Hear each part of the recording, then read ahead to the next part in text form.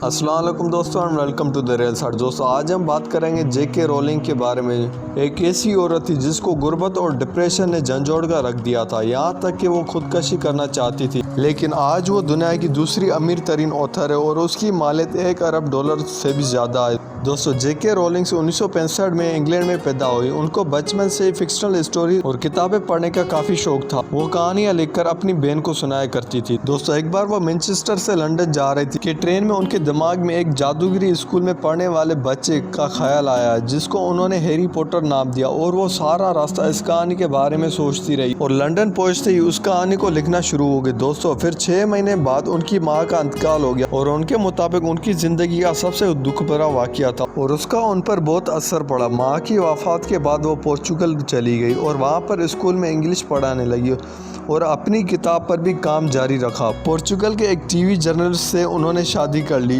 जिससे उनको एक बेटी पैदा हुई, लेकिन वो शादी भी सिर्फ 13 महीने के बाद टूट गई और वो वापस इंग्लैंड आ चुकी थी और अपनी बहन के साथ रहने लगी। दोस्तों उनकी शादी भी टूट चुकी थी, उनके पास कोई जॉब भी नहीं थी, उनकी माँ का इंतकाल हो गया था और वो वेलफेयर स्टेट के कुछ पैसों पर गुजारा कर रही थी और उनके ऊपर उनकी बेटी की भी जिम्मेदारी थी। इन सब हालात ने उनको इतना तोड़ दिया कि वो खुदकशी का सोचने लगी। दोस्तों लेकिन उन्होंने अपनी किताब हैरी पॉटर पर काम जारी रखा और हैरी पॉटर नॉवेल कंप्लीट कर दिया, लेकिन आगे भी मुश्किलात उनका इंतजार कर रही थी। दोस्तों फिर उन्होंने जब पब्लिशर को अपना नॉवेल पब्लिश करने के लिए भेजा तो उसने पब्लिश करने से साफ इनकार कर दिया और फिर वो दूसरे पब्लिशर के पास गई और उन्होंने भी उनको साफ इनकार कर दिया और उनकी सख्त तनकीद की। लेकिन दोस्तों इसके बावजूद भी उन्होंने हार नहीं मानी और 2 नहीं 3 नहीं बल्कि 12 पब्लिशर के पास अपना नॉवेल लेकर गई, पर सब ने पब्लिश करने से इनकार कर दिया।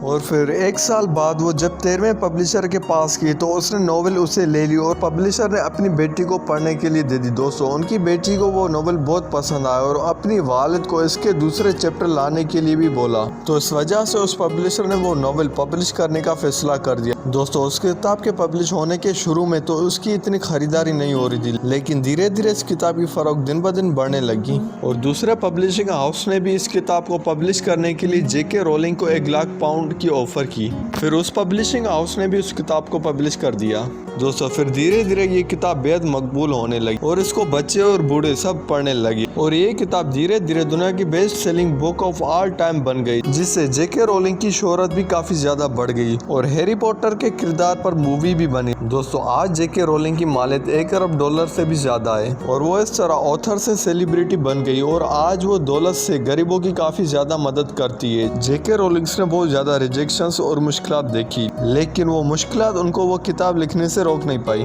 तो दोस्तों वीडियो पसंद आए तो शेयर करें और चैनल को सब्सक्राइब करें और साथ ही बेल आइकन को दबाएं।